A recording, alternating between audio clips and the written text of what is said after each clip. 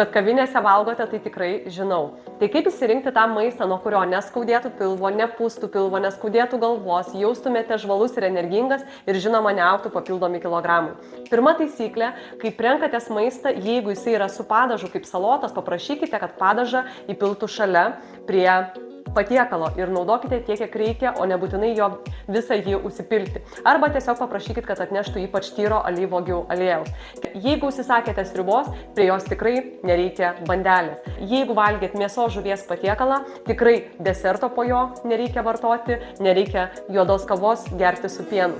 Rinkitės maistą, kuris būtų negrūzdintas, neskrudintas riebaluose kaip fribulvytės. Nesirinkite tarkuotų bulvių patiekalų su riebiais padažais, be daržovių. Visa tai yra menkavertis maistas.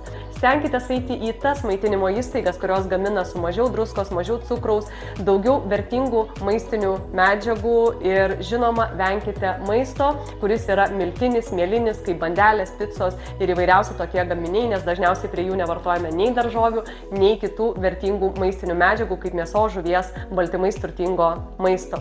Tai valgykite atsakingai. Jeigu patiko mano patarimai, spausk like, dalinkis su draugais, rašyk komentare patiko ir aš pasidalinsiu daugiau patarimų su tavim. O jeigu nori numesti svorį ir būti geros savijautos, tai rinkis planą, nori numesti svorį. Jisai padėjo jau tūkstančiams.